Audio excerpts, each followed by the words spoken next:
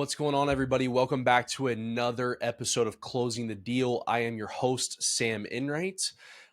Guys, today we are rocking the first solo podcast for you guys. So I know when we originally came out with our introduction podcast, we let you guys know that there was going to be some different formats that we were coming out with. And if you guys haven't already, go back and check out the How to Buy podcast. In that podcast, we go over about 7 to 8 different topics that broad range, essentially how to buy your home from beginning to end.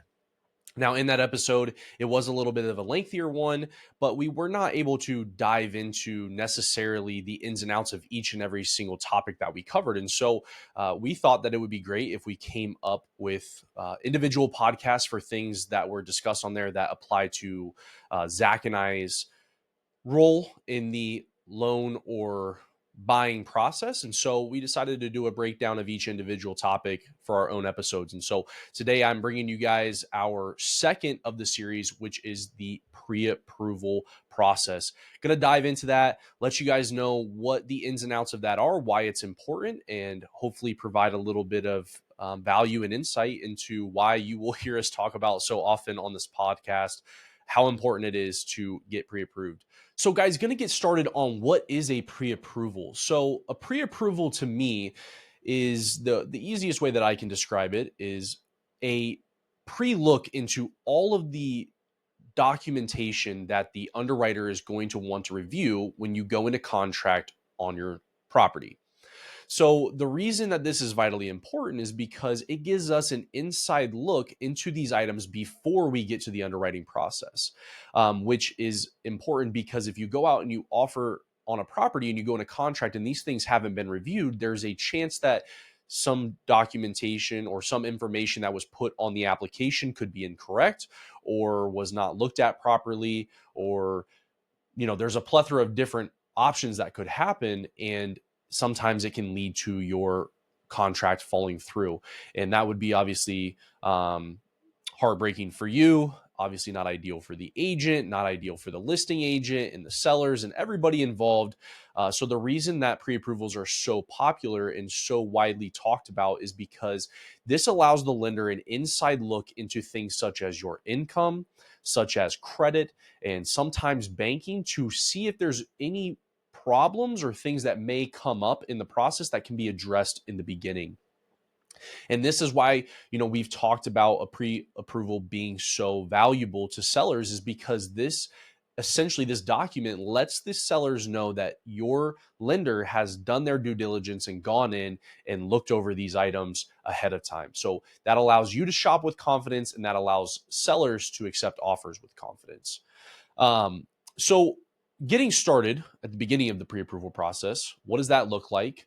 Typically, that's going to look like you completing a loan application. Now, every lender has a different way to go about a loan application. And obviously, because of the time and day and age that we're living in, most of these things are completed electronically. So us at Cason, we have basically a mobile app, or you can access it on your computer, and you would go in and click complete application, and it will go through line by line, and you would put all your information in there. Things such as just your general information, so name, date of birth, current address, and then you're going to get into some income stuff, jobs for the last 2 years. Then you'll get into kind of your finances side of things and the assets that you have, so things such as banking or retirement funds, anything of that nature. And then there's going to be a liability section, which is going to be for the lender to take a look over your credit. And then your last section is just going to be about, what kind of property are you buying? And there's going to be a declaration section on there. So, if you're looking for a refinance, or you're looking to purchase an investment property, or you're looking to purchase a primary residence, that's the sort of information that you're going to be able to complete on your loan application. And then a declaration section is basically going to be just a bunch of answers about a couple of different things. They're going to ask, do you intend to occupy the property as a primary residence? Are you going to be receiving any money from anyone? Is this a family transaction? And then, sort of financial stuff, such as, any foreclosures, any bankruptcies, anything like that. So just some basic answers to kind of the last few years of your life and your finances and those sort of things. So again, that's going to be the initial part of that. You're going to go through, fill all that out. Your lender is going to go through and just verify all that information, double check everything, make sure nothing was missed, and make sure everything looks good. So that's going to be step one. You're going to complete a loan application. Typically after that, your lender's going to call you again, verify the information's correct, verify that they're seeing everything on there the way that you intended it to be. And then you're going to get into the next set of things, which is going to be your credit pull. So most of the time in today's day and age, because there is a lot of new technology out there, doing a hard pull is not something that we do at our company from the very beginning, which is nice. We'll typically start with a single bureau soft pull, look at the credit, take a look, see what's going on with the score, what's going on with the type of accounts that you have, any sort of collections or charge-offs, any sort of negative trade lines. We're going to look at the positive trade lines, take a look at, how much monthly outgo you have, meaning, how many payments are you paying out each and every single month? Those things are important, obviously, because that factors into your debt to income ratio. So, credit is one of the most important parts of your pre-approval process, as you can imagine. If you don't have over a certain credit score, which varies company to company. Some can go down lower than others. I just had spoken with a client actually who mentioned he had worked with a lender who had an overlay of, a minimum 620 credit score.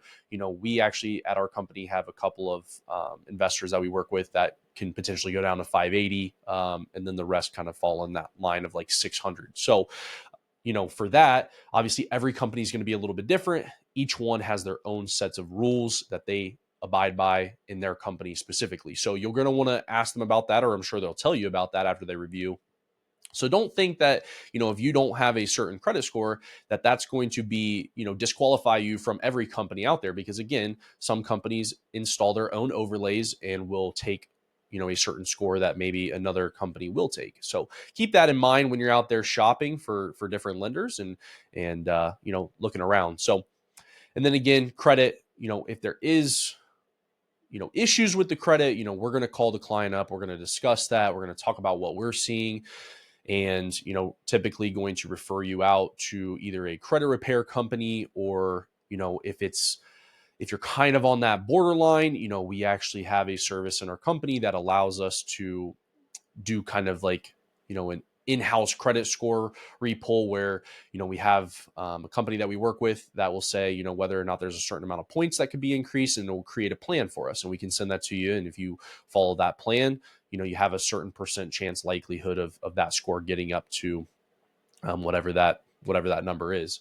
So, that's two ways that we operate about it. If it's to the point where you need credit repair, we have a great company that we work with that we refer you out to get linked up with their services. And then obviously if it's close enough, that may be something that we can help you with ourselves and kind of put a game plan together there. So, and then obviously if credit is all good, we check that box and we move on to the next part, which is income.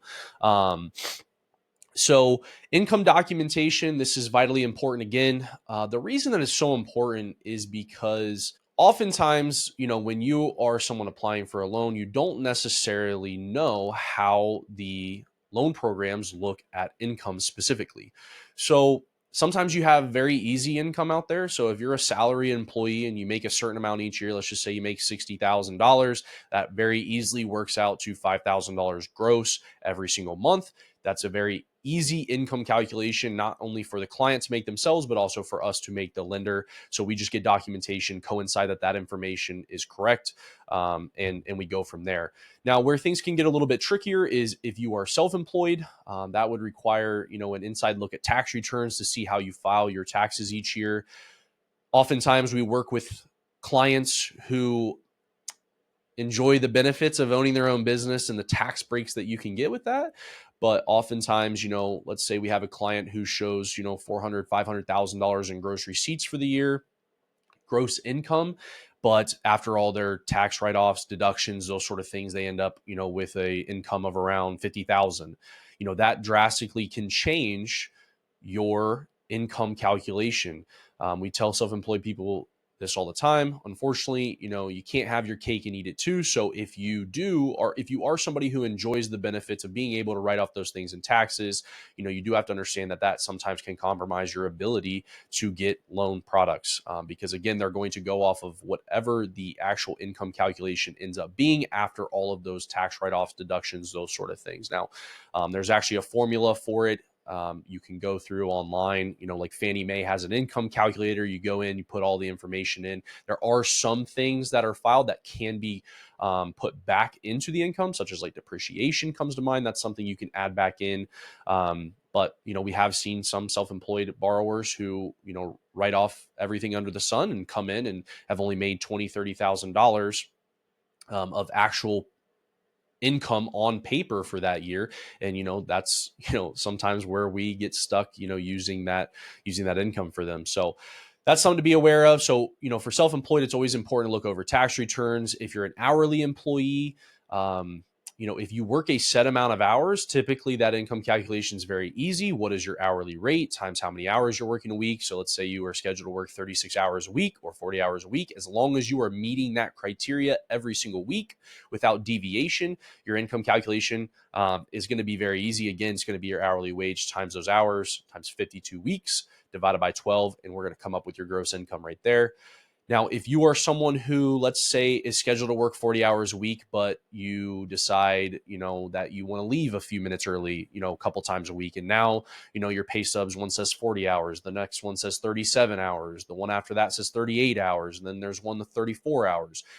That's where you're going to get things that are a little tricky, because typically in those cases, what's going to happen is the client's going to say, hey, I work full-time hours, I work 40 hours a week, I get paid, $21 an hour. When we get into the pay stubs, and we see that there's fluctuating hours week over week, and there's only one that actually shows a true 40, that's where problems can start to arise, because now you're going to be considered variable, because those hours are changing week over week. You're not working a set 40 hours every single week. And so the loan guidelines dictate that when you are variable income, you now have to use an average. And for that average, you have to have at least 1 year for most loan programs in order to use that income. So that's where things can get a little bit dicey. We have had clients that, switch jobs, and let's say they've been on their job for 5 months, 6 months, but they don't work set hours every single week. Their year to date's a couple of $100 off where it should be if they were to work 40 hours a week. You dive into the pay stubs and you see, hey, some weeks are working this amount, some weeks are working this amount. And that's where problems can start to arise, because now you're what is considered variable. And in order to use variable income, you have to have a certain length of history, because again, they want to use an average. And it's really hard to predict, if you've only been on that job for 4 or 5 months, that average is going to continue over the next 12 to 18 to 24 months. So that's usually why they require a longer history for those things, is because over a longer history, you can see, you can better project what's going to happen in the future. So that's vitally, vitally important. And that's why we collect income documentation, because again, not every client knows how the loan programs view income. So sometimes they'll put a certain amount in the loan, and once we dive into the numbers, we find, whoa, this is a little bit different, because either they use some sort of formula that we would not use to calculate income, or those sort of things. And again, we got to protect ourselves. We got to protect the client. We would never want to send somebody out looking for homes based on a number that was verbally given, and never checking that to make sure that's accurate, just because, again, the loan programs, each one, sometimes they look at income differently. So it's really, really important that we get in there and take a look over those things. And that's why, we gather income documentation, we review W-2s, we review pay stubs, because again, they tell the whole story of what's been going on. And it's important. And sometimes certain clients undersell themselves. They put less income than they're actually earning in there. And so that's always a nice surprise, when we can use a higher income, get them qualified for a higher amount, and those sort of things. So that's kind of the income documentation part of the pre-approval. That's why it's important. That's why we do it. And yeah. So after we review income, what comes next? So typically, we are going to run your loan through the AUS, or the automated underwriting system. Now, the automated underwriting system is essentially what our underwriters underwrite to. So you input your electronic loan file, you will submit it over to them and they will do a review of all of the information that you have input and they will give a decision based on that. What you typically want is an approve eligible. This means that the loan can be done as the terms that you laid out in the loan are set forth. And now, there's a condition list that comes along with that. So you're going to see on there, that the underwriting system saying, check this, we need this documentation, we need this. And as long as those conditions are met, again, that approve eligible stands. And so the reason the AUS system is so important is, again, because that is exactly the system that our underwriters underwrite to. So as long as you can get an approve eligible on there, then as long as those terms stay the same and we meet those conditions, we can close the loan.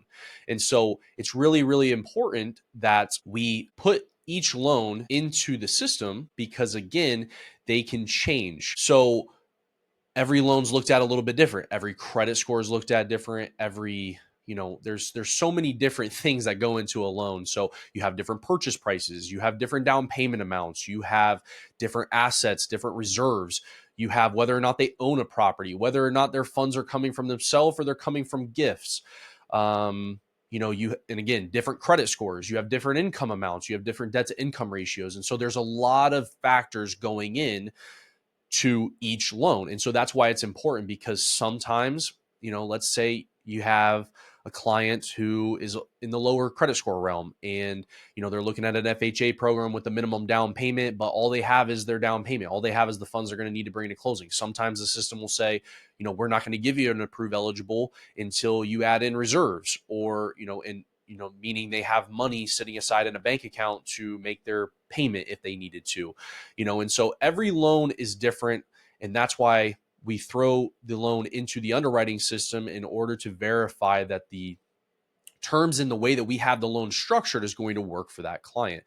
And again, this is directly what our underwriters underwrite to. So if we can get an approve eligible, if we can get it to say it will take it, as long as we can meet those conditions on that list, as long as the income checks out, all those things, we are going to be in a position where we can close that loan.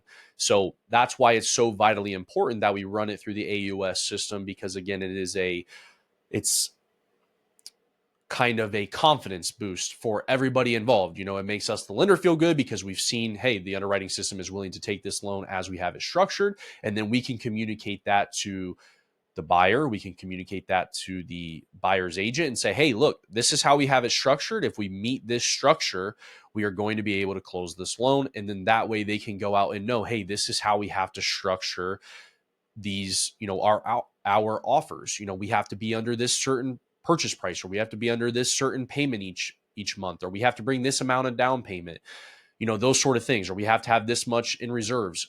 Those things are important. And again, the AUS system is different for every single person. No two loans are the same. No two borrowers are the same. And so that's why it's really important for us to run that through the system, make sure that it's going to take it as it is. And so that is the AUS portion of things, guys. Again, it's a lot of like lender talk, it's stuff that we typically deal with on our end, but just to give you a little bit of an insight as to what, when you're getting a pre-approval, what does that mean? What happens? And that hopefully should provide a little bit of insight into that for you. So again, it's just, we're going to review credit. We're going to review income. Sometimes you're going to review banking, just depending on just depending on your different scenarios. Certain loan programs look at banking a little, scrutinize banking a little bit more than others. For instance, like USDA, they scrutinize every deposit, whereas conventional, as long as you're under a certain threshold of deposits, they don't, look at them too much. So it's just little things like that. And again, so, credit, income, banking, and then running you through the AUS system. When we do all of those steps, we are feeling very, very confident that when we send you out looking for homes, that when you do decide, or when you do find a home that you want to put an offer in on, and you come back to us with a contract, that we are going to be able to get that loan to the closing table for you. And so the more in depth, the more thorough that we are, the more we feel confident, the more we can express that confidence to you, the buyer, express that confidence to you, the buyer's agent, and get you guys out there looking for homes and feeling good about when you find one, that there's not going to be all these problems that come up on the back end that require us to have to pivot, or, the loan not close and those sort of things. Because obviously there's not much worse as a buyer then when you have your hopes up that you're going to get something, you get out there, you put an offer on a property, and then you find out down the road that, either something was missed or, something happens to where that's going to fall through. That's never a good feeling, never good for anybody involved. So we try to avoid that, and doing our due diligence up front is how we do that in most cases. So, our closing rating here at Cason and here at our team is very high. And again, we attest that, or I guess we attribute that to the thoroughness that we do on the upfront to send our clients out shopping with confidence. So, and then, kind of the final part of everything is, what happens after all of that is done? What happens after you determine that the loan can be, that the loan is approved or pre-approved, I should say.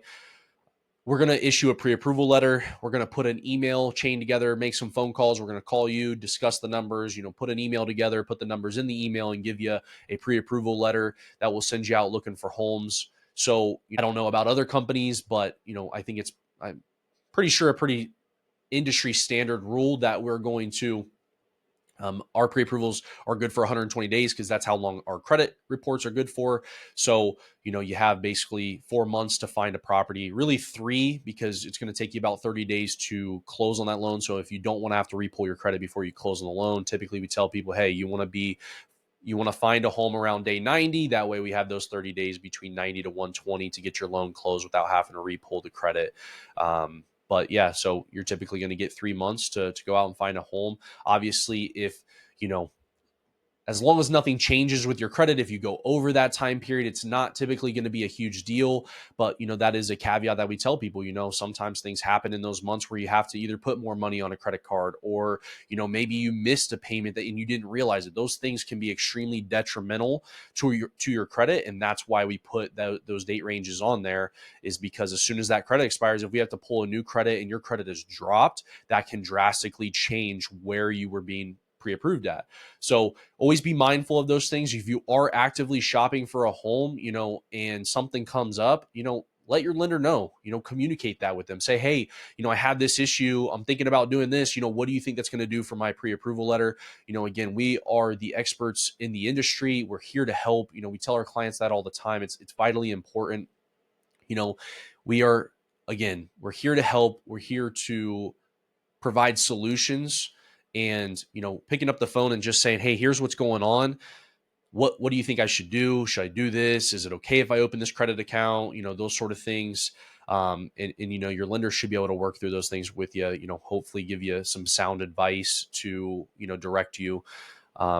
Because if you are shopping for a home and you just go out and you do things and something happens with the credit and we have to repull it, again, that can sometimes even disqualify you from being pre-approved depending on what happens with the credit. So just something to think about. So if you are shopping for a home, either try to, keep everything relatively the same if you can, or if something does need to change, have that conversation with your lender. They're always going to be open to helping you and guiding you through that and giving you as much sound advice as they can. So yeah, afterwards, again, we're going to get the pre-approval letter sent out. And at that point, communicate with your buyer's agent, say, hey, so-and-so is ready to go.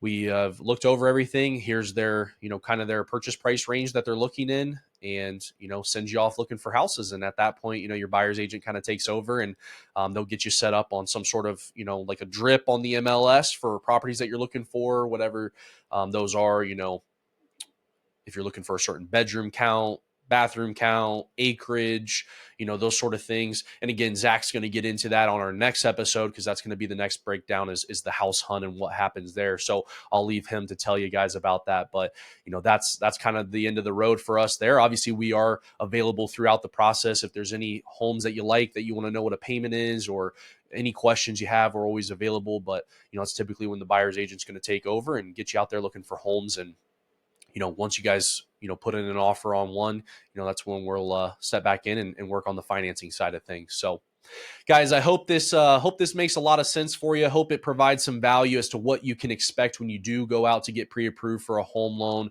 and not only just what to expect, but why to expect it, why it's important that we do these things. I know sometimes it can be a pain in the butt when your lender's asking you for documentation, and sometimes because what typically will happen is somebody will reach out to an agent. I want to see this house. I want to see this house. And so, sometimes us as the lender, it's like, hey, okay, hey, let's slow down. Let's take a look at this. And I know that's not necessarily what people want to hear in the beginning. They don't want to hear slow down. They're just so excited.